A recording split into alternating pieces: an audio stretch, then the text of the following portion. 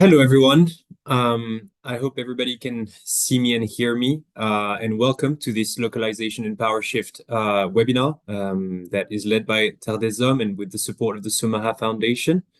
We're here today for an hour and a half to discuss the building of sustainable solutions with LocaLink Hub and the topic of capacity development in the scope of partnership and localization, and several other topics related to the launching of Terre des Hommes' Partnership and Localisation Policy. We're really happy to have with us today speakers that are related to partnership and localization and have been working on the topic in their respective scope of intervention. So this webinar will be divided into three, and I will get back to this a bit later. But we're really thrilled to have you on board today for this webinar and to have the opportunity to discuss and to broadcast what Terre des Hommes has worked on, and give the opportunity to our speakers to analyze the topic of capacity development in the scope of partnership and localization. So I'm really proud to have with us Eva Jag, who's the Managing Director for the Somaha Foundation in Switzerland, but also Anna Mashko, Executive Director of Initiative Arsis, an NGO based in Albania. Kira Marwaha, which is the Head of Delegation of Terre des Hommes in India and Nepal, and Esther Marthaler, who is the Head of Partnership for Helvetas, operating in Switzerland and across the world. Mohammed Zaidul, who is the Director of the Breaking the Silence NGO based in Bangladesh, and Barry Smith, Co-Director of Social Development Direct, working in the United Kingdom. I will be leading this presentation and this webinar along with Enikő Vass, who is the hi everyone, sorry, I'm just seeing the messages now. With Enikő Vass, who is the content manager for this project based in Hungary, and who has been very much involved in LocaLink Hub. We'll go over this later, and the organization of this webinar. I just wanted to let you know that you can ask all the questions in the chat, and we'll be able to read them from there. You cannot ask them orally as this is a webinar, but please feel free to put the questions in the chat or in the Q&A section that's at the bottom of your screen. And there's also captions available if you want to have it easier and described to you. That will be generated automatically if you want it to be. This webinar is recorded, and we're really happy that you're part of this with us today, and that we're able to launch this together. So maybe we can go to the next slide. I just want to introduce myself. My name is Martin. I'm the Partnership and Localization Manager for Terre des Hommes. I've been working on the topic of partnership and localization for the past few years in different NGOs, and I have field experience that allowed me to be part of this as well. Next slide, please. So the first thing that we're going to discuss and that will be taken care of is the global partnership and localization policy that Terre des Hommes has launched, and that we're following as of now. What does it mean for us, for Terre des Hommes, and what are the implications for our partners, and what do we expect for 2028? I'll present that for a bit, and then you'll feel free to ask some questions that I will answer in the following time. That will be followed by a part 2 that will be led by Enikő Vass, if you want to go to the next slide, on LocaLink Hub, which is a new Terre des Hommes capacity development platform that is online and that is, as of today, activated and ready for capacity development of our local partners, as well as other aid actors involved in the sector, and we'll be describing its use and its rationale in this world, in this aid environment. And finally, part 3, we'll be discussing, thanks to our panelists that I've introduced just earlier, how does localization change the way we work on capacity development, and how capacity development is a key actor in this in the scope of localization, what we can do to make it more equitable, more sustainable, and more efficient for for us to strive in this environment and this increasingly challenging environment when it comes to humanitarian and development sectors. So again, thank you very much for being here and welcome all.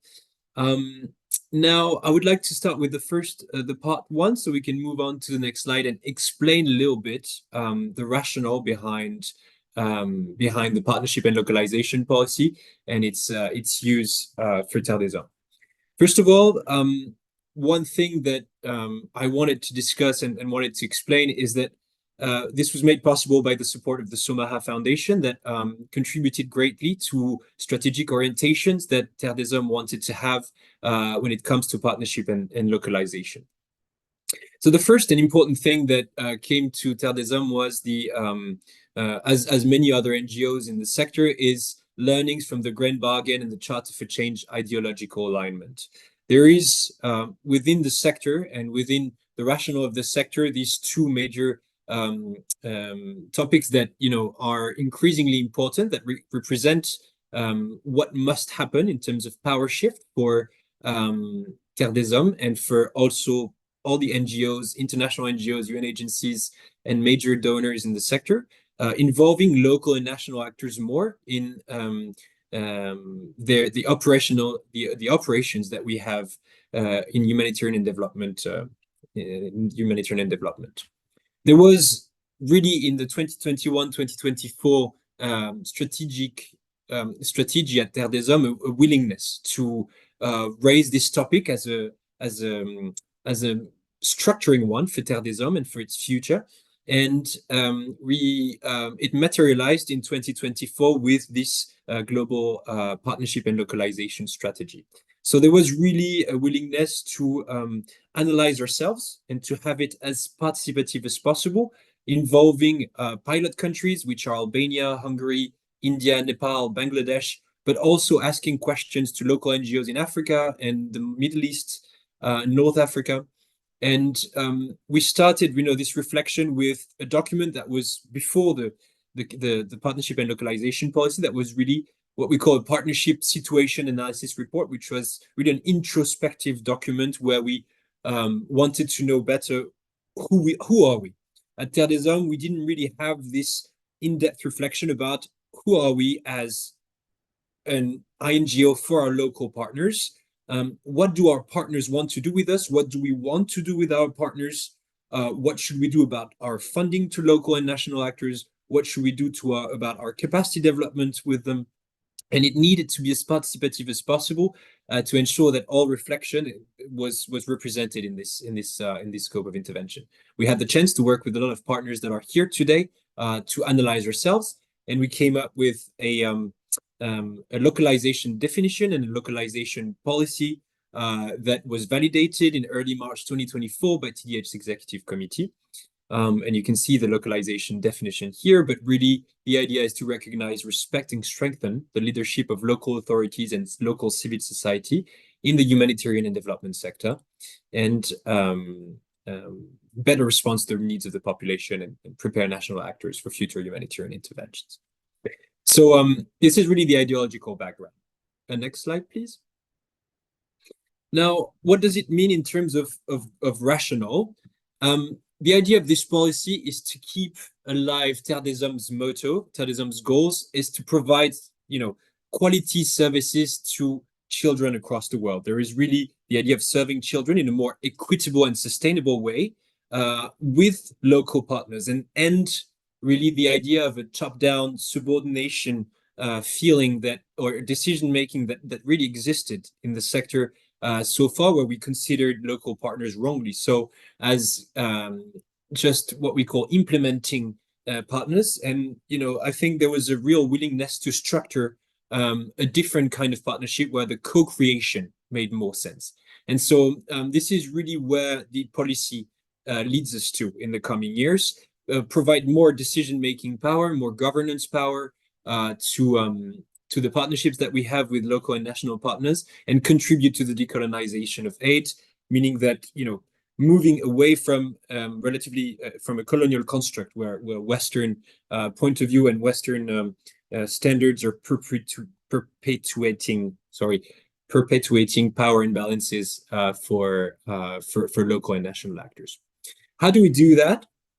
We decided to go with an intermediary role that is different. So this is something that did not exist at Terre before. We defined a new role for ourselves in the accompaniment of or the co-creation of programs with our local and national partners. And this is starting today for the years to come.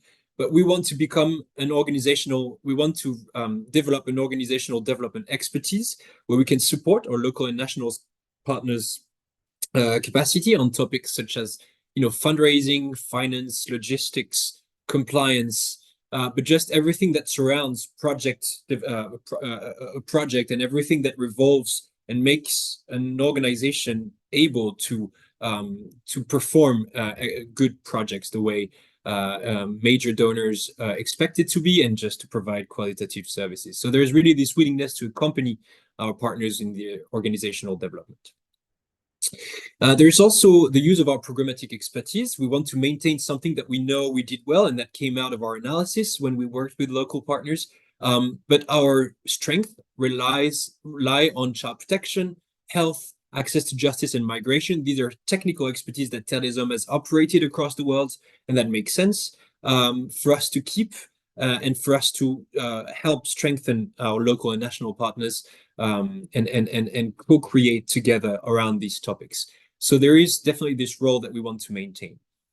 And finally, the advocacy support. Terre enjoys proximity to Geneva and a global decision-making on many humanitarian and development topics, and a certain networking ability, something that we want to give a voice, that we want to use to give a voice to our local and national partners and have them a bit more involved in the design of these decisions and of these humanitarian and development practices. So there is these three major topics that we appreciate to have and we want to work on as part of our global partnership and localization policy. And to do that, we will structure it around 7 principles that we want to operate on. I won't go into detail with all of them, but basically they're summed up in that little graph that you see at the bottom right-hand corner, where we have a new way of doing. I mean, we want to work with longer-term and flexible partnerships as much as possible, and within what is possible with our donors. Obviously, there is reality that comes into the game here, but longer-term partnerships and direct a new rationale around funding as well is something that we want to perform in the next few years. The overall quantity of funding that we provide to local and national partners, but also the amount of overhead costs and indirect costs that we can provide to them. Capacity development, and that materializes with LocaLink Hub, and Enikő will tell you more about that later. But with an online platform that we are dedicating to it. Also, new practices in the selection in the way we select and the way we identify or align our values with new partners or old partners as well. Methodologies and adapted methodologies that also relies on all the tools that we want to use, new tools that we want to use with our partners. And finally, as I said, decision-making and governance, as well as dialogue, participation, and feedback, changing the practices within the partnership as to how decisions are made and how dialogue is operated. Next slide, please. So this materializes with concrete goals that are that have indicators and that we will track, that we will review regularly and measure. And there will be objectives that would have by 2024, by 2026, and by 2028. Now, these objectives, one of the major one is perhaps the one that you can see on the top. It's to reach 20% of our operational share as Terre des Hommes globally, to be transferred to local and national partners to reach 20%. At the moment, in 2023, it was 10.6%, which means that by 2028, we'd like to increase and double the amount of budget that our operational share goes to. Operational budget goes to local and national partners. And this is something that, is inscribed in the policy among other objectives, such as dedicated organizational development staff and partnership staff at country level, to make sure that we can, increase the time and the resources that we dedicate to our local partners in terms of organizational development, in terms of technical expertise. This will be done through the opening of financial resources that we intend to have by 2026, once further progress has been done to free some budget for it at global level.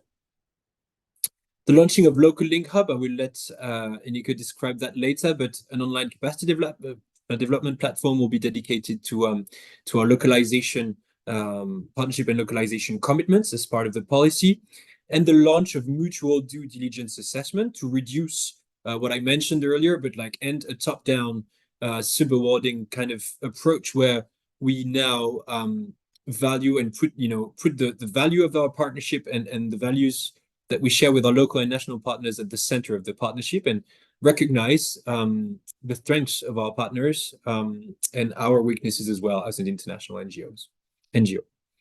You can see the policy tracking indicators here at the bottom left-hand corner. There is specific targets that we aim to reach and that we will review annually. This is something that will be followed up thoroughly at headquarters and in collaboration with the pilot countries in the first year.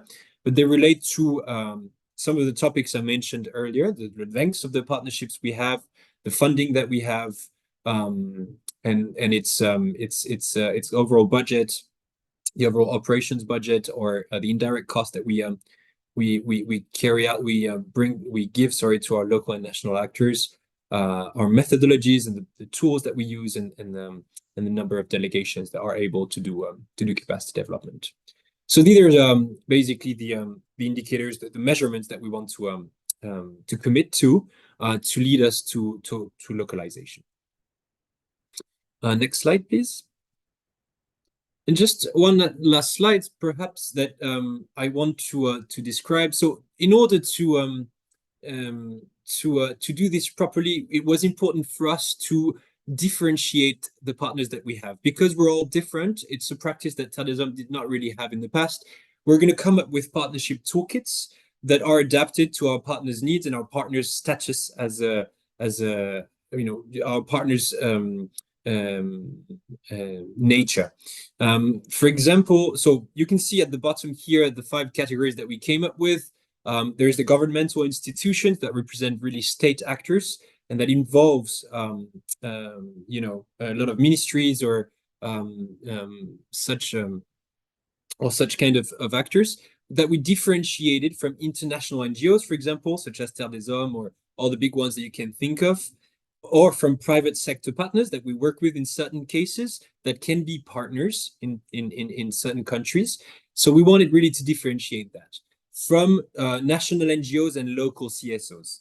And these are perhaps a bit more tricky differences that we made here, but national NGOs really operate formally in several areas of a country and represent perhaps what we can consider as a big national NGO that has the ability to operate in different regions, is formalized, and has a certain strength in their structure, as opposed to local CSOs that we consider as smaller, sometimes informal in certain countries, or unregistered in certain countries, and that can only operate at a local level, or only in one region of the country. And we really wanted to differentiate these partners, because for us, when we did this self-analysis, we identified differences that were key for us to work with. So we've adapted, we're adapting tools to work with these different partners, and we're adapting the languages that we'll use with them, and we're adapting the ways that we're going to track indicators with all of them. That was very important for us to differentiate those partners, to make sure that we respected their nature and the way they work, and we could actually implement a meaningful localization policy. So this policy will come into a document that I will share, that we will share at the end of this later at the end of this webinar in a few days, and you will be able to look at it. It's a document that is about 20 pages, 25 pages, and that sums up everything that I said. I mean, goes in length, and what I said in the past 15 minutes is about a sum up of it, but we're really happy to share this now and commit ourselves to changing it in the coming years. So yeah. So yeah, I'm gonna end this bit of presentation here, and perhaps yeah, I'm gonna answer some of the questions. So I see one from Alison. So what we're gonna do here is like, yeah, I'll answer a few questions for 10 minutes, and then we'll start the presentation we'll start part 2 with Enikő on the use of LocaLink Hub. But yeah, for Alison's questions, mutual would be good to understand what you mean by mutual due diligence and what tool you use here. So one of the main issues that we've identified when we did this self-analysis and when we spoke with a lot of local and national actors is the repetition of due diligences requirements from several NGOs. If I take an NGO based in Bangladesh, for example, that might work with several international NGOs, just Terre des Hommes, IRC, Action Against Hunger, or whatever, maybe 4 or 5 of them. And then there might be an emergency, and 5 of these international NGOs will work with these local partners, which means that every time the local partner has to do this mutual diligence document that could take 3 or 5 days, 3 days, 2 days, 1 day of work to do, and it's really a top-down approach where we ask questions only one-sided, sub-awarding, and like really a top-down approach where we're gonna require things only from their end, and there's no mutual service here where nobody's analyzing the strength of each other. This is just the international NGO ensuring that its partner ticks all the boxes. And it's not a two-way street where both are actually partnering. There's really a feeling of top-down, which needs to end. And the mutual due diligence is a tool that will allow partners to create something that's a lot more two-way street, where we can identify, we can make sure that we are a good partner as an international NGO with a local NGO, but the other way is true as well. And so it's really something that needs to be addressed with a mutual due diligence tool. We all know the due diligence tool that has like a set of questions about governance, about logistics, about finance, about communications, etc. Well, in that case, we'll come up with a tool where both actors will answer the question, and we'll also come up with something where we can identify where the weaknesses of each of them are and what we can do about them. So this is a tool that we haven't set up yet. We are working on it at the moment, and we will set it up in the coming months to use with our partners and test in the 5 pilot countries. And it's a tool that we want to be do as well in collaboration with other actors, other international actors, and commit to making tools that are streamlined across the sector to avoid for local and national actors to repeat all the time this use of these mutual due diligence requirements. Will you share the toolkits and tools that you have developed? Yes, we can share the toolkits and tools that we have developed once they are validated and once they're operational. At the moment, the policy was the first step before making the tools. We needed to define our strategic orientation to then use the tools. So we're in the process with several people at HQ and our local and national partners to design these tools. Realistically, they will be done by the months of October, November, and then they will start being tested in the countries of intervention. So this is how we're going to do it. So at the moment, we're happy to share the tools, but it won't be before the end of the year or next year, in consideration with the project's evolution and yeah.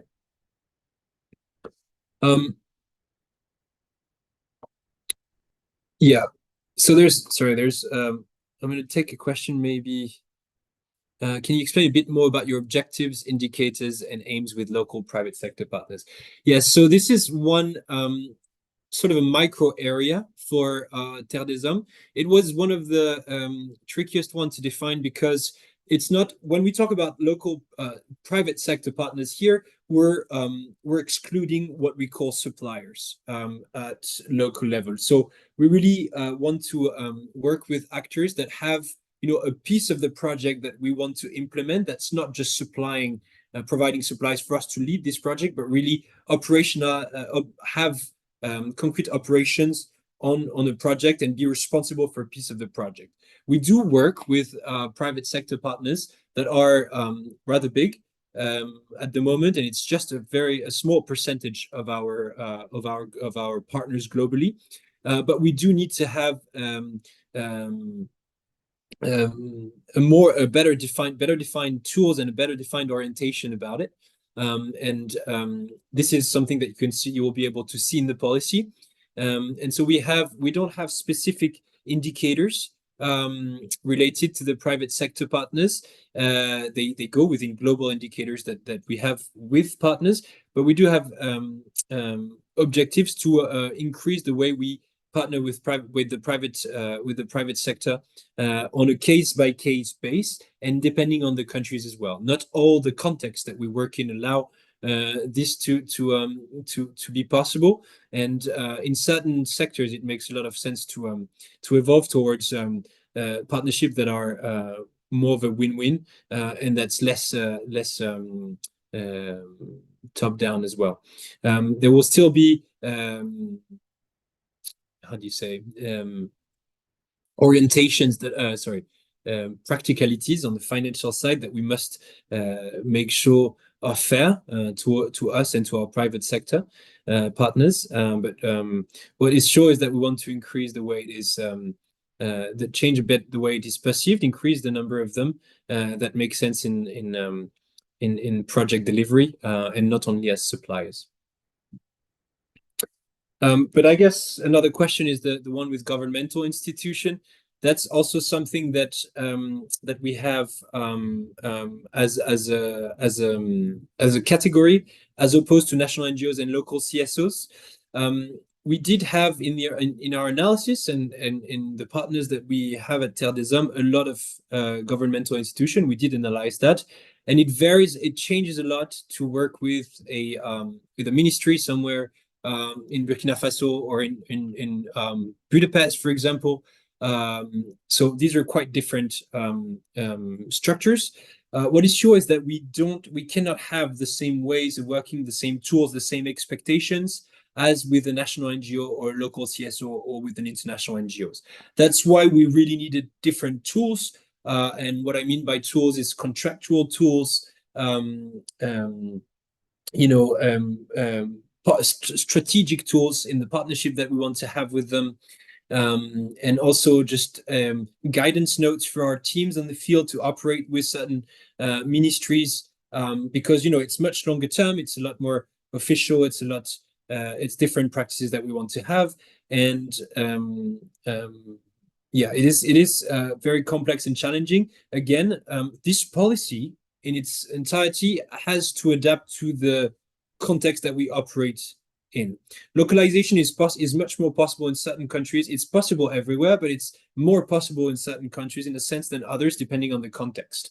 There's very complicated ones in which the operationalization of localization is extremely complex, and we have to accept the adaptability that we must that we must have when it comes to complex context. The localization will not be possible in the same way currently in Gaza as it is in Albania, for example. And this is really a case-by-case thing that we want to have. We want to make progress, but we're subject to changes in all of these contexts, and we can therefore put more of an emphasis in certain countries. I'm thinking of Albania now for governmental institution, or perhaps Moldova more than in others. So we don't have a streamlined approach to all of the, we have new tools that we're preparing, and we have a global guidance, but we have to adapt to the context to context changes, and this is something that we'll analyze in the coming years in the policy to see. This is a test as well. This is something new to us, and we want to see how it goes and what's possible and what's not possible.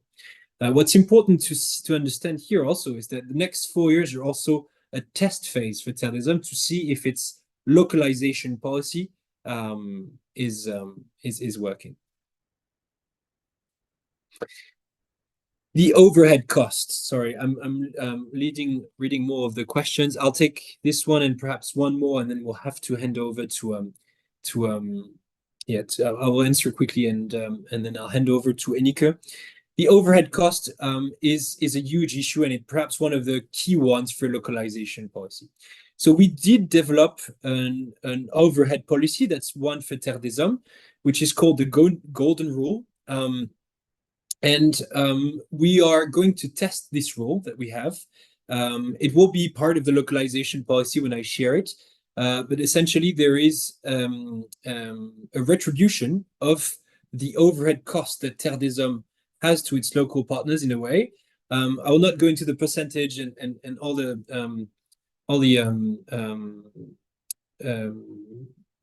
details right now, but there is a developed piece related to that in the policy. Again, this will have to remain different from context to context for the reasons I explained before. So there is a general rule that we leave some flexibility for countries to do, because we're also subject to pressures from our donors, and we can only do efforts on the rules that our donors. We can only work with the donors that we have, make some efforts that on our end, but sometimes we're subject to pressures and country contexts that don't allow us to actually do it. So there will be some flexibility around it. We have a general rule that we want to abide to as much as possible. It will not be possible in all of the contexts and the countries, and we know this. It also depends on the donors that we have. So for now, we leave this flexibility. This will be tested in the next few years, and we'll see how we do. And then maybe I'll take the last one, and then I'll hand it over to you, to Enikő. So donors were not included here. Perhaps, that's a good point. But donors were not included here because although we consider them, they're definitely our partners and they're part of the activities that we have. This policy is really about the operations at country level and the operations that we give at local and national level. We do have another team that develops similar strategic orientations with major donors such as USAID, the European Union, etc. And we do consider UN agencies as well. We chose not to put them into here because although they have a role to play in partnership and localization, at our level, it made more sense to consider governmental institutions, national NGOs, some international NGOs that we partner with, especially for consortium, for example, or private sector partners. Just in a word, maybe the main strengths of our local partners are definitely their closeness to the field, their understanding of the field, their ability to respond very quickly to emergencies, for example, and their ability technically to operate in certain sectors that Terre des Hommes doesn't know how. Just to answer to Anna Schmidt's question very quickly. Anyway, I'm going to have to wrap up here and hand over to Enikő. So thank you very much for listening to me, and I'm happy to answer more questions in the chat directly in a bit. Over to you, Enikő. Okay, thank you very much, and thank you for all your questions. To be honest, we were afraid that there will be no questions. The comms person's nightmare is when no question is put in the Q&A, but I'm really, really happy that you found Martin's presentation interesting and you have all these questions regarding TDH's localization policy. Okay, now I'm going to talk about LocaLink Hub. LocaLink Hub is our platform which hosts the localization and partnership for TDH. LocaLink Hub is part of the bigger and more established Child Hub online platform. We decided to do this to utilize the synergies of these two sites and to mutually benefit from them. Because I was mentioning the LocalLink Hub. Martin, can you please switch off your video for the while? Okay, thank you. Thank you so much. So Child Hub okay. So Child Hub has an established presence in the field of the child protection since 2015, with a strong base of 12,000 child protection professionals in Eastern Europe. Ilaria, can you go to the next slide? Okay, sorry, I didn't pay attention to the slide. And the next slide again. Thank you.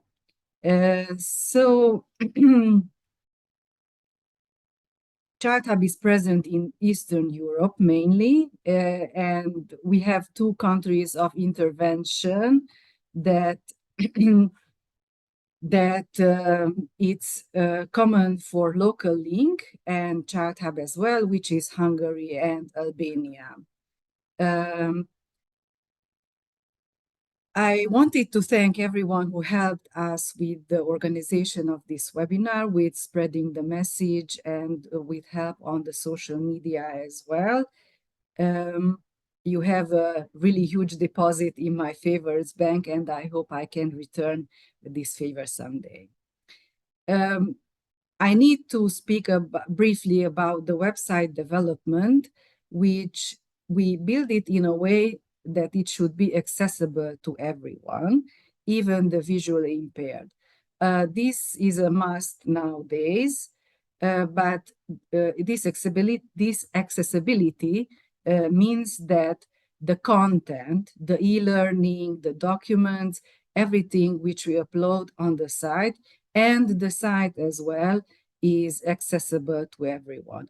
This requires an extra effort from our part, but we decided to do this way, this hub. So next slide, please. Thank you. What is a LocalLink Hub? I'm going to read out here. I have a definition. LocalLink Hub is Terre's own platform for capacity building that helps local and national actors by providing curated content and connecting NGOs and professionals in the fields. So basically, we have two goals: to help local NGOs become more resilient, to give them e-learning, to give them useful content, and also to give these local actors a network which can help their growth. We know that time is really important for every NGO. So if we can give back a little bit of this time, that this is a help from us. So this is why we decided to put up on our site only curated e-learning. This means that this is content that we ourselves have tried, and if better, we ourselves have developed. This implies that we will not be sharing, and we will not be a repository for every e-learning out there. So we will just take into consideration our partners' need and the quality of this e-learning. Also, I wanted to speak a bit about the target audience. As I mentioned before, we have the local organizations, but we also want to provide content for the representatives of international NGOs, because this way we can create a really dynamic and a really good network that can help each other and can mutually benefit from each other. And the site itself has two separate parts. One is for the general public, for everyone who is interested in localization, the representatives of the international NGOs, the local actors who need resources, for now mainly in English, but I need to tell that we will be having the resources in the languages of the pilot countries, which are Albania, Hungary, Nepal, Bangladesh, and India for the time being. And we have also a few and selected partners we already work with, and they are represented here at the webinar as well, but you can find these selected partners on our website. And we have a little bit of separate portion of the website called Partner Portal. And here we will be hosting some materials that might be sensitive, like financial data related to budget planning, but actually 95% or 98% of the content will be available to everyone. Also, you can learn much. You can use the site if you are registered to it. The benefits of registering to the site is that you can comment to the news, you can be an active participant in the forums, and also you can opt in the membership directory, which is designed to bring all the people together. Okay. Next slide, please, Ilaria. Okay, the e-learning part of our platform. As I already mentioned, we have a curated repository, and we have two sources for these e-learning so far.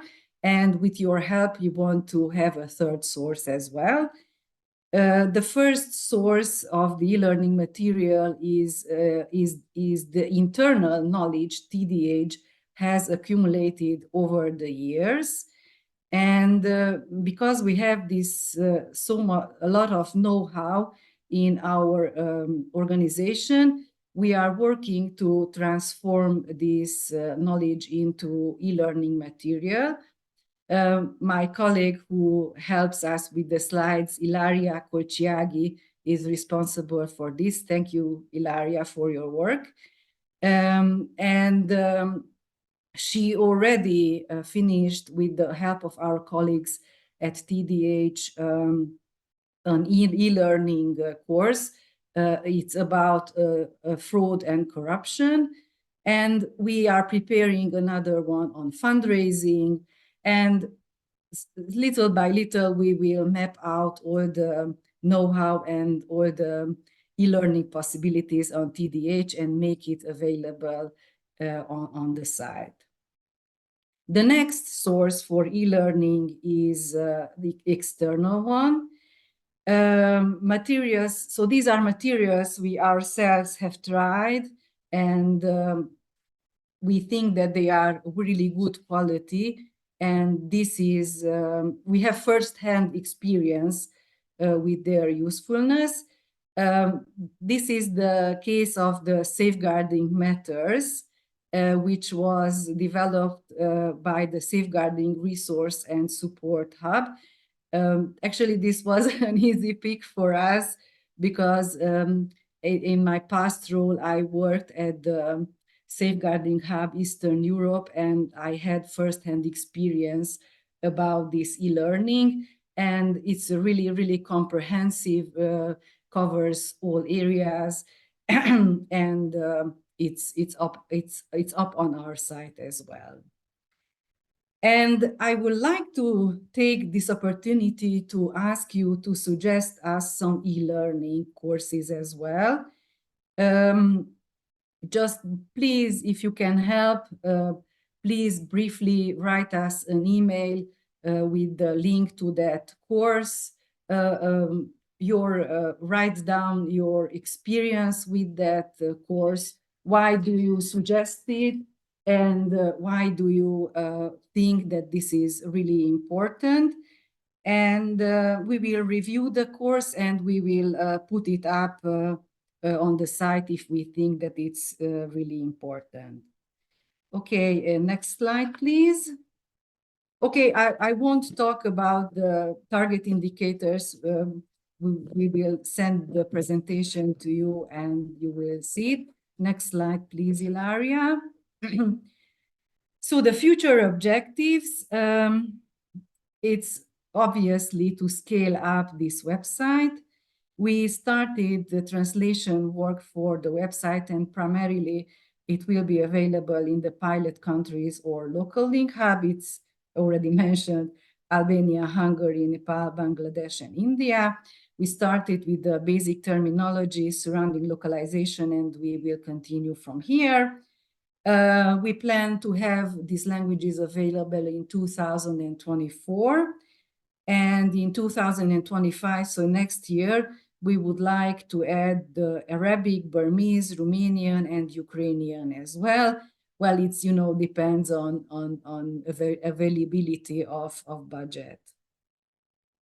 Also, we will, as I mentioned, we will put up constantly new e-learning materials to our site, documents, resources. So please follow us on social media. I've shared the links to our social media in the chat, and you can learn about the new resources there. We plan to have also a monthly newsletter, first in English, but you can also subscribe to the newsletter as well if you want to learn firsthand about the new content on our website. And I did not share, but I will share after I finish my presentation. I'm probably a little bit biased, but we prepared, we made a pretty good podcast with Martin Gallard about where he talks about the indirect cost an NGO can occur. We also already had a question about these overhead costs. So if you want to find out more about this topic, also go to our website and you can listen to our podcast there. So this is it. The next slide, please, Ilaria. Has the links and the QR code for the website as well. And let me see if there are some questions in the Q&A. To me, okay, the current slide answered my question. Thanks. Can we get the presentation? Yes. So for all the people who registered to this event, we will send out, next week probably, we will send out every material, every presentation, and we will send out the links, and we will send out the recording of the webinar as well. So, okay, Paul, this was your question, how the e-learning course contents will be locally tailored, because it is often the case that due to language and technical barriers, local partners are unable to access the global knowledge. Did you take this into account? Yes, as I mentioned, we will translate the site into all languages, and by the site, I mean the content itself. We will discuss with our focal points which e-learning is relevant and important for the specific country, and we will start with that e-learning, and we will translate that as well. Okay. I think these were the questions addressed to me. So, Martin, I'm handing it back to you. And thank you really very, very, very much for your interest and for your questions. Thank you very much, Enikő. Obviously, we'll share the presentation and feel free to explore LocaLink Hub.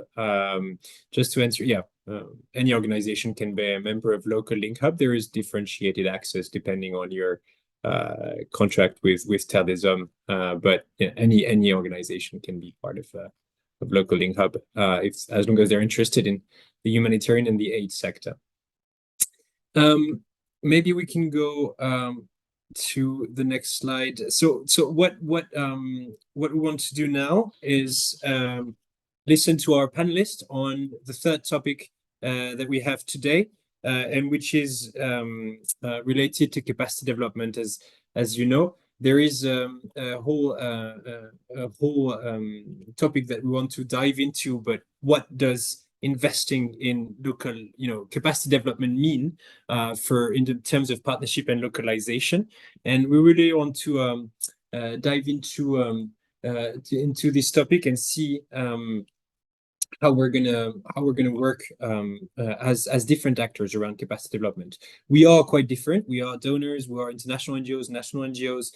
We have different approaches to this topic, but we know that it is key for a sustainable and equitable future in the humanitarian and development sector. And to discuss this issue, to analyze this issue, I would like to bring some representatives of the of these different NGOs and this different sector for them to analyze a little bit, answer that question. But why is it important, to enhance your organization, and what was possible to be done through capacity development to obtain a greater authority as a local NGO, or from the perception of an international NGO, or from the perception of a donor. So I'm gonna leave the floor to Anna Maschke now. Anna Maschke is the director of Initiative Arsis, an NGO based in Albania. Over to you, Anna. Thank you, Martin, very much for your introduction, and thank you for making us part of this webinar and for your presentation. I represent a local NGO in Albania called Initiative Arsis that is mostly based on local communities for ensuring child rights and child protection. We see localization as a way of recognizing the importance of empowering local actors, because time to time we've seen traditional approaches. That means that most of the decision-making was centralized or with an overlook of insights, expertise, or the context from the local actors. Localization itself, it's important to prioritize the community through capacity building and engagement of local actors. I can bring into attention one of our experiences here in Albania during the disaster crisis, the earthquake in 2019, when most of the international organizations partnered with local actors, local NGOs, in order to provide immediate support. And we were one of them, and we understood that the investment that this international organization made to resource mobilization, to community engagement, to management of the crisis and the disaster was very impactful in our way, how we perceive the community and how in itself we provided support to our beneficiaries. Why it's important for us as a local NGO to empower local NGOs or actors is because, first of all, we are the first responders in crisis, and not only. We possess invaluable local knowledge, so we know what's happening in our local communities, in our municipalities, and what are the main stakeholders to cope with. And we have a very deep understanding of the cultural, social dynamics of our communities. And saying this is that the need for future development and capacitation of our staff members and itself of the NGO is very important, but it's not easy. You mentioned something in your presentation that there are some barriers that prohibits or somehow impact our way how we develop and engage. One of them is financial restrictions, because we might have a very high interest as a local actor to engage and to partner and to be part of this process of development, but there are financial restrictions. We might have a very nice puzzle of what we need and where we want to develop, but we have a lack of access to trainings or technical support. So these financial and opportunities to partner and to develop through partnering, it's somehow has some limitations. Secondly is that in most of the cases, when we partner with international NGO or donors or philanthropies, we face a lot of unequal partnerships or traditional hierarchies. Some of these institutions see us as subcontractors, just as a service providers, but not as partners, as real partners. When we decide how to cooperate each other and how to develop each other. And thirdly is that there are a lot of bureaucratic processes, especially in partnering with international organizations or governmental institutions. We see that there is a lot of bureaucratic processes and procedures that somehow impede collaboration and resource sharing. So, but this does not mean that we cannot somehow find opportunities and engage ourselves in community development or capacity development processes within our communities. Because one of the strongest points when we are part of this process is that we increase our way on how we find resilience in our communities, or that our interventions are more sustainable and tailored to local contexts. In Albania, the majority of capacity development programs has been provided by European nations funds through establishing national networks, regional initiatives, or dedicated platforms for capacity building and development of local organizations. But still, I might say that the localization and partnering, it's a process that needs both efforts from both parties. So it's not only an intention of local NGO, but should be the same approach from the governmental institution, from donors, from partners, in order to make this process as smooth and as beneficial for both parties. Thank you. If there are questions, I'm available. Thank you. I tried to be on time. You did. Thank you so much, Anna. We'll answer the questions later. We really appreciate the perspective of Initiative Arsis on this, and really glad to hear your insight. We're going to move on to an international NGO, another Swiss one, Helvetas, and her representative here, head of partnerships, Esther Mathala, who will give us some insight about the experience of Helvetas on this topic. Over to you, Esther. Thank you. Thanks, Martin, for giving me the opportunity to speak at this important event. Can you hear me? Yes, we can. Great. Okay. So thank you very much. I mean, I'm very happy to speak about capacity development here at this conference. For us, it's most important in the framework of localization and partnership.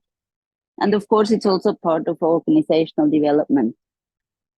So one thing that we're also discussing at this very moment is the terminology. What will we call it? Is it capacity building? Is it capacity sharing, strengthening? Because we feel that the term in some instances it's actually not appropriate anymore to what we mean. But that is also I think that is a work in progress.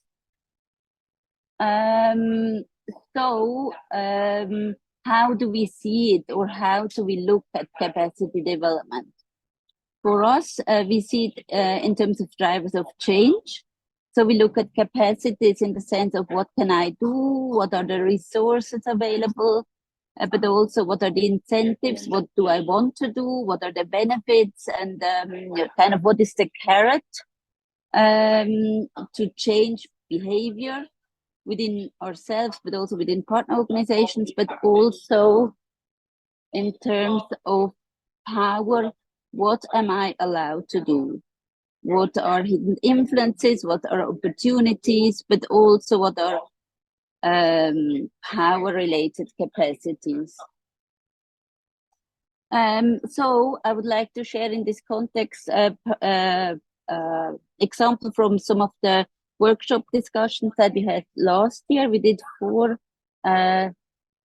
actually 3 longer workshops on partnership and capacity development in a number of countries. And in one of the contexts, we dived deeper into capacity development.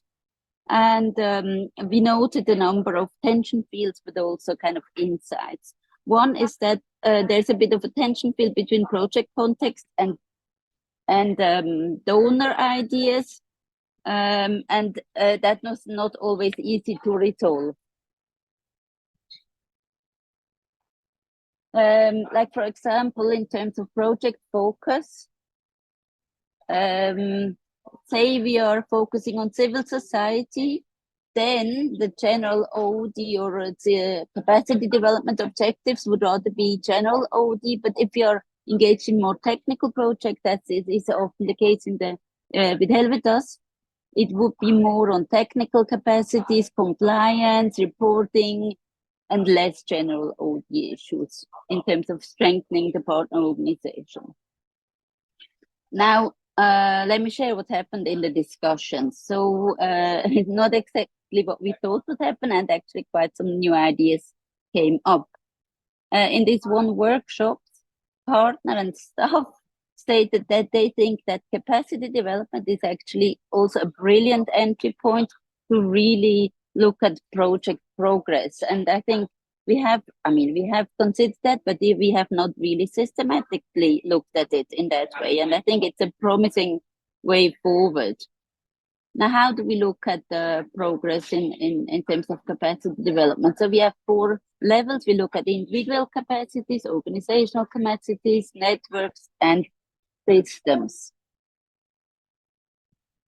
So in terms of systems level, the partners and the staff said that coordination, visibility, advocacy were very important to them. They also mentioned that they are not interested in technical skills because they feel that they're already the experts in this field. From the donor side, it was much more strict due diligence, stringent financial reporting, which kind of diverged very much on how the partners and our staff looked at the situation. So that was kind of a bit of an insight that, yeah, people have different perspective on what capacities are needed. Then we also looked at networks, which type of local groups need to be strengthened, local promising individuals from local communities need to be included more.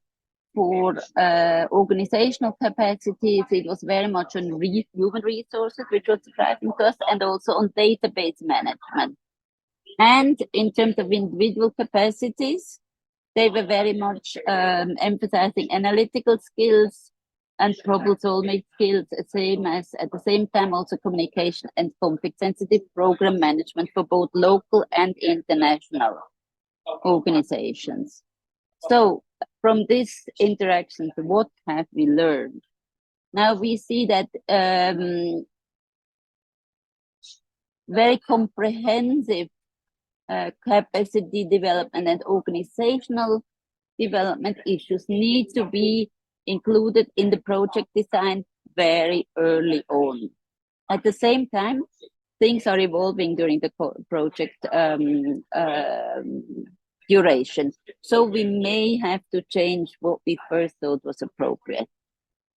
And of course, what we knew already, but what came out even stronger now is it's a process to jointly decide with everybody, partners, local partners, communities, and donors on what type of capacity development is needed.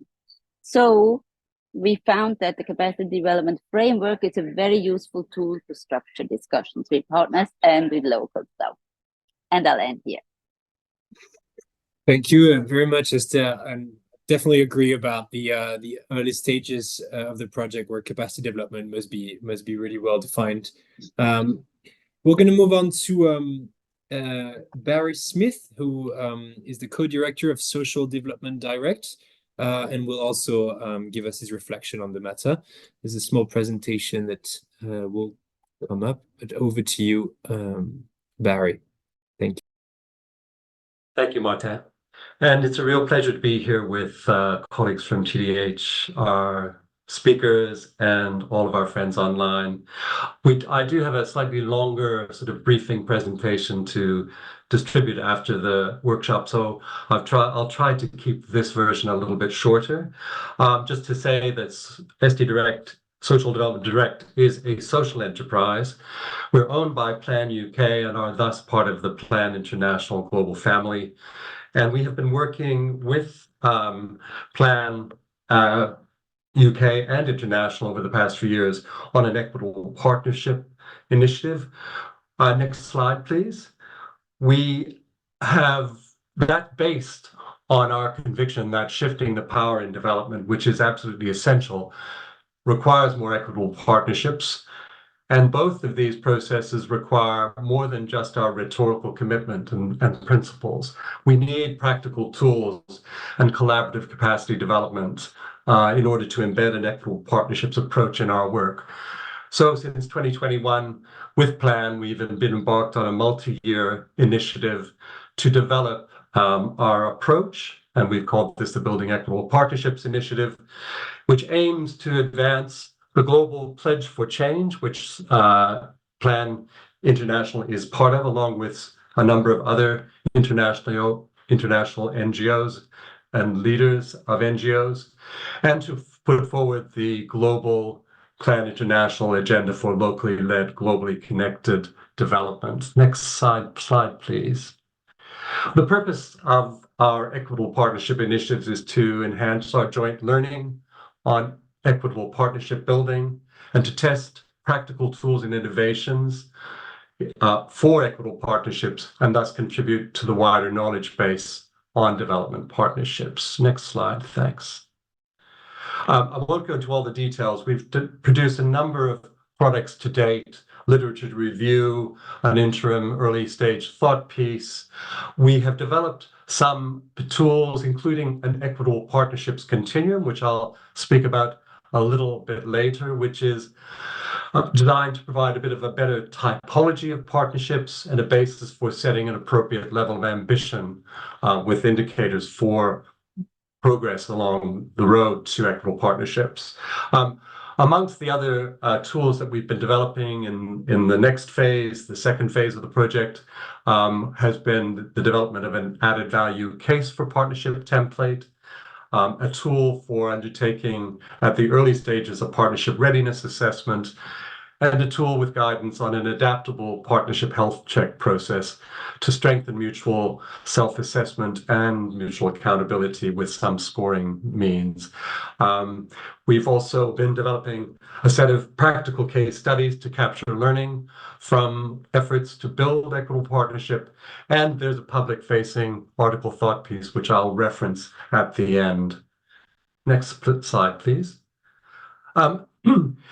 I won't go into all of our findings. They're laid out in some more detail in the follow-up presentation, but some of the things we, in a consultation with a really wide range of stakeholders, principally in the Plan International family and SD Direct, has focused on what some of the things that really need to change, including, as other speakers have highlighted, really basic mindsets and behaviors. So our capacity development approach needs to be very much based on building trust, mutual benefit, respect, leadership development.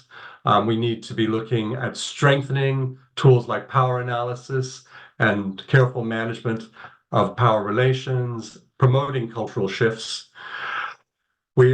We certainly need a sustained approach to localization as exemplified in TDH's initiative and some of the parts of that have been presented today.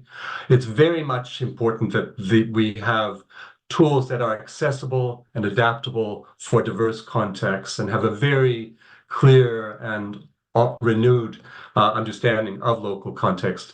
For our side, those things are based on feminist leadership principles, gender transformative and youth-focused approaches. And we recognize that there's some very specialist skills that we need to develop for partnerships. And some of those, some people might characterize as soft skills, but they're things that are really important, like brokering, negotiation, facilitating group process and inclusive dialogue, participatory methods, and so forth. Next slide. There needs to be, we believe, from the feedback from our stakeholders, a real focus on clarifying what are the expectations and readiness to move towards more equitable partnerships. That means better analysis of different kinds of partnerships, appropriate to the opportunity and situation that applies, right-sizing partnerships for the purpose and context, a clear assessment of readiness, the added value everyone brings, And finally, we need to improve our practical tools for accountability dialogue, sharing risk assessment and management, and tools to set an appropriate level of ambition to move forward and assemble the case for partnership that is complemented by regular partnership health checks. Next slide, please. This then, I won't go into great detail on this, but the follow-up document that I'll put on screen, as well as the longer slide deck, may give you a bit better sense. But our premise is that notionally, and based on the evidence we've seen, there are very different levels of ambition and types of partnerships, going from something that is very transactional, such as typical aid agreements for provision of service that are quite transactional, donor-recipient relationships, for example, through to something that is authentically more collaborative, that within the constraints of the aid system, partners combine resources to deliver better results, delivering value that is more than the sum of the partners' parts, onto something which is equitable, a higher level of ambition, which is really based on active participation, co-creation, like-minded partners pursuing a shared vision with an integrated approach, more equitable sharing of power, resources, ownership, and learning, to the highest level of ambition, which is a much more long-term, deep form of partnership, a co-equal partnership of action, learning, particularly focused on building for building blocks for systemic change. So that may be something, for example, like long-term strategic partnerships for influencing and lobbying and so forth.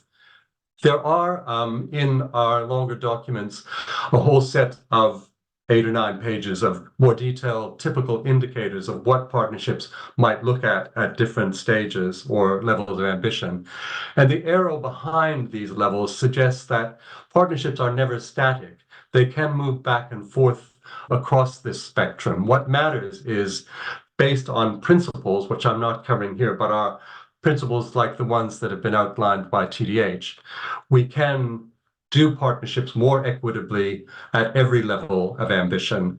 It's not just simply a case of thinking we can move quickly and always to transformative level. Next slide, please. And this is just a reference to our longer thought piece public document. We will distribute this link after the webinar, but for those who are interested in having a closer look at some of what the thinking and the feedback and draft tools that we've developed, please do feel free to contact or use this website web link and have a look at the document. So I hope I haven't exceeded my time. Thanks very much for the opportunity to speak.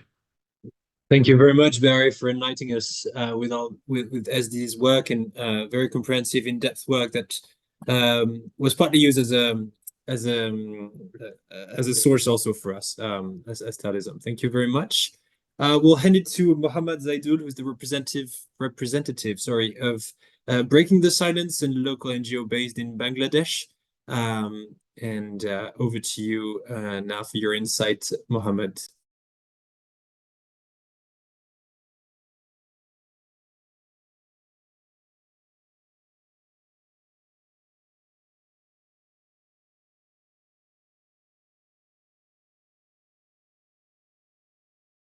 Are you with us, Mohammad? Can you hear me? Yes, Martin. Go ahead. Yeah, okay. Thank you. First, thanks to considering us as a panelist in this webinar.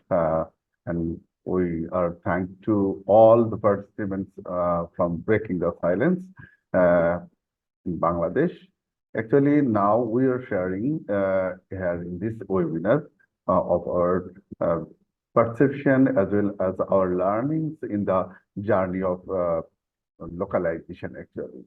Hope today all the colleagues who participate in this webinar, all are now aware this context and concept also. And now, actually, we are working in Bangladesh with Terre's homes in this journey, how actually we are prepare ourselves for the localization journey. Now we want to share actually 2 or 3 aspects of localization. One is what's actually breaking the silence belief regarding the localization, and another part is in the Bangladesh localization structure of the TDAs, as well as what initiative in the address in Bangladesh, and what's the relation of breaking the silence. As well as we think actually what is the important thing for the local organizations to ready to adopt actually in the localization context. So first, I am sharing our learning like a local local and national organization in Bangladesh, actually under the Somaha Foundation funded partnership project, we are doing some initiative in Bangladesh, like how actually the organizations independently mobilize the resources with a proper structure. This is the very important thing. But first, I want to share the last panelist Paris space. The mindsets and behavior is very important, because we think the localization, and in the globally now we are saying the localization is a process of shifting power, but actually our breaking the silence belief is slightly different. Actually, we believe power shifting is a negative trend, because it means that someone has power that will transfer to others. So here is again the opportunity to explore the existing donor-recipient relationship. So our belief is that the localization process would create an enabling environment and relationship for exchanging, transforming capacity, and also learning. This is our belief regarding actually the localization. We know Terre's home, they believe localization context, and according to the localization in the process of recognizing and strengthening the leadership as well as the capacity of local and national organization in order to protect and fulfill the rights of crisis-affected people and marginalized communities. It is to address the need for sustainable, equitable, and solidary partnership, including a new model of governance, actually. In the according to our experience, we believe that when we work actually with Terre's home, this is not only for the financial partnership, it's beyond that actually. We are also committed to uplifting our organizational governance, ensuring that they have the internal structure to process in place to thrive and grow. Now, breaking the silence is trying to equip itself with the skills and knowledge to govern itself effectively and transparently, and through capacity building initiative and mentorship opportunities. I want to share the example actually, today's localization perspective. From the very beginning, Locallink Hub, which is already and shared in the webinar, when they started this journey, breaking the silence involved in this process, and we believe that Locallink Hub will create a new window for capacity building of the partners in their respective language. Already it is the very important to know and learn within the considering their own language, it is very important. That's why already LocalLink, the things is considered, and the partners like Breaking the Silence recommended the things, and already it's accepted, already you know the things. And from the very beginning, we are working in this process as a governing members. So management board member, we contribute in this process to functioning the local hub actually. And in this process, the opportunity is that all the partners can also upload their information, their models for explore all other partners in the globe. And finally, we want to share the issue, not only for the international organization. It is very important for the local and national organizations, how they can adopt actually localization concept, as well as adopt the context also. Local organization readiness is really important, because if they are not ready, it is not possible to sharing the learnings, both INGOs, donors, as well as the local organization. That's why we think the issue is very important for readiness of the local and national organization. One is strengthening the organizational capacity. And in this pillar, we think the develop the strong leadership, skilled staff, and developing expertise to respond emergencies, as well as the robust financial management, and also develop the development program. Second pillar is that actually partnership and network is really important. The local organization is need to capacity to partnering with others and involve themselves in the other networks. Last, another one is resource mobilization. It is very important to independently and structured way to mobilize the resource for the organization, considering the local change and opportunities.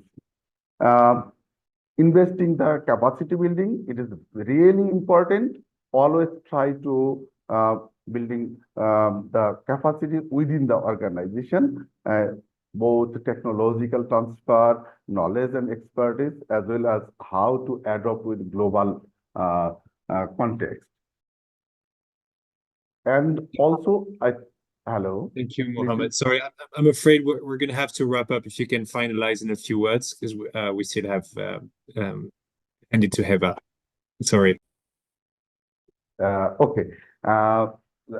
From my side, this is the last comment. We believe the localization is a very important concept for sharing and development the local and national organization. If we change our mindset to believe and sharing our learning and expertise each other. Thank you. Thank you, Martin. Thank you very much, Mohammed. It's very important for us to have the insights from the Bangladesh perspective. I'm going to now hand it over to Eva Yag from the donor's perspective of the Somaha Foundation. She's the executive director of the Somaha Foundation that also made all this work possible for Terre. So over to you, Eva. Thank you, Martin. Hello, everyone. I'm very happy to participate at today's Terre webinar on localization. First, I would like to give you a very brief overview about Somaha Foundation's field of activity. And second, I'm going to introduce you to our role and objectives in the field of localization and how we invest in local capacity building and power shift. Somaha Foundation is active in 3 themes: people in need, open and diverse society, and protection of nature. Within these themes, we collaborate in multi-year partnerships with Swiss non-profit organizations. As part of its funding activities, Somaha Foundation provides its funding partners not only with financial resources, but also with expertise and its network.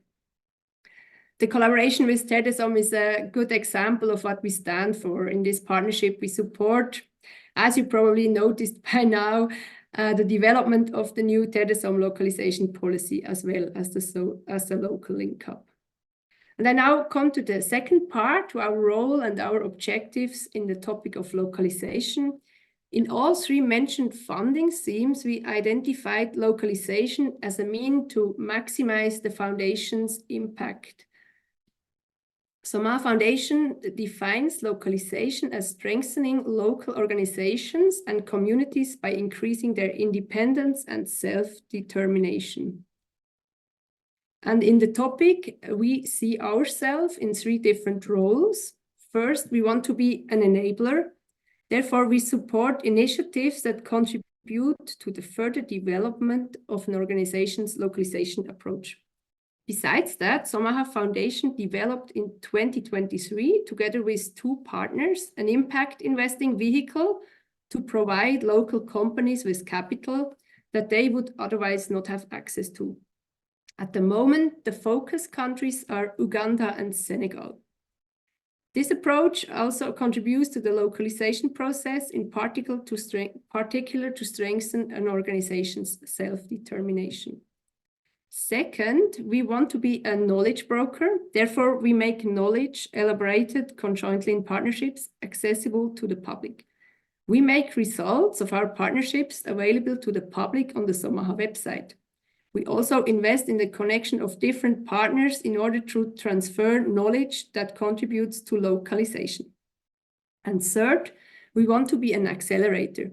Therefore, we provide simple access to the topic of localization for a broader audience. We do this by developing easy to understand information such as the Somaha localization model.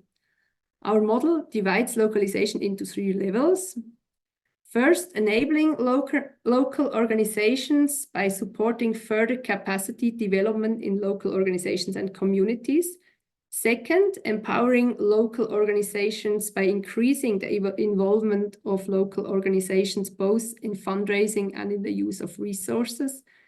And third, facilitating framework conditions.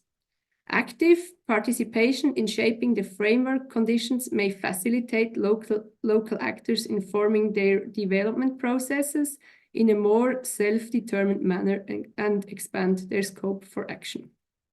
We're always very happy to discuss the model and to get feedback.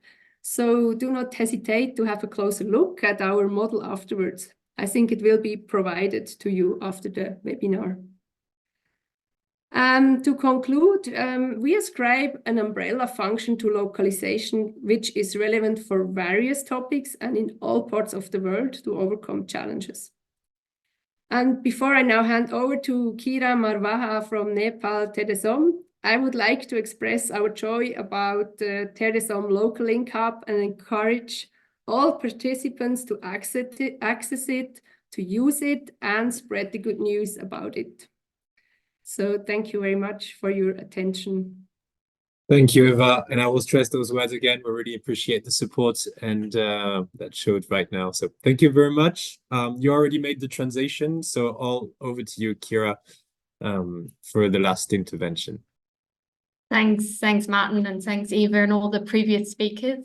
Good morning or good afternoon, depending on which part of the world you're all joining in from. I'm going to share a little bit my personal perspective on the role I feel international NGOs and donors have within the localization agenda. But to start with, I really wanted to share how important I feel it is that we collectively create and enable a space like we have today, where we have these kinds of conversations, where we have representatives from the donor community, from international NGOs and local NGOs. So it's really wonderful to be here and be part of this conversation. The reason I'm emphasizing on this particular point is because I see a gap when it comes to a common understanding on what is meant by localization within the development and humanitarian community. Recent conversations I've been having with national and local NGOs, donors, and international NGOs has revealed that we often have different interpretations and understandings on what is meant by localization and how localization should be done. More broadly, and I guess ultimately, I see localization as a power shift. However, what this looks like and how it is rolled out needs to be further defined, where I really feel local actors and leaders from the global South countries should lead and drive this dialogue, where I also feel that international NGOs and donors need to be part of this dialogue, but more from a deep listening angle and ensuring we remain coordinated so that as a sector-wise community, we remain aligned with our common goals, values, and commitments. To support this, I feel that international NGOs should ensure decision-making is more decentralized to the countries where we operate, and that the leadership at country and regional level within the international NGOs should be prioritized to qualified persons who come from those countries and regions. The reason I say this is that the nuanced cultural and local knowledge that leaders who represent their own country and region cannot be compared to that of someone who is not from that region or country. In addition, I feel there needs to be a mind shift within the international NGO and donor community to truly embrace localization and equitable partnerships, where this should be reflected in the leadership style and within institutional frameworks so that it can be truly applied with the support of adaptive tools, guidelines, and policies. TDH's Partnership and Localisation Policy that Martin shared today and the work being done by Social Development Directors shared by Barry are fantastic examples of how this can be done. However, there needs to be commitment and investment from both donors and international NGOs to achieve this. Additionally, to shift mindsets, I feel it is critical for international NGOs and donors to invest internally on capacity building to ensure anti-racist and anti-colonial approaches. I personally feel that if we are not able to acknowledge the power imbalance that has and continues to exist within the donor and international community, along with our own personal biases, we will not be able to achieve a genuine shift in power and advance to locally led development. For this, we need courage, openness, and a willingness to have these uncomfortable and often difficult conversations. However, I feel that these conversations are absolutely essential if we are truly to embrace localization and ensure equitable partnerships. So I'll leave it there. Thank you, Martin, for giving me this time. No, thank you very much. And it's great to hear also some voices from the field on TDH side. It's been a key component. India and Nepal very much involved in this. And their use of the platform and of this localization policy will be thoroughly analyzed in the next 2 years to potentially, we really hope to scale up and make sense of it for Terre des Hommes. I'd like to thank all the panelists for all their contribution and their very important work on the topic. Yeah, we really wanted to show a comprehensive analysis of it from all the different perspectives that exist in the aid sector, and all of them were represented. I hope most of them were represented here today. I think we're reaching the end of our webinar here. Unfortunately, we can answer and we'll strive to answer the questions that may still be in the chat or in the Q&A in writing, but we've reached the end of our time here. There is a small poll that we would like you to answer, and if you can share it, Enikő, that would be great, for you to tell us about your satisfaction on this webinar. And we really, really appreciate your contribution, your attendance today. It was very important for Terre des Hommes to explain its new policy, its new platform, and the perception of our panelists and of our valued contributors here today.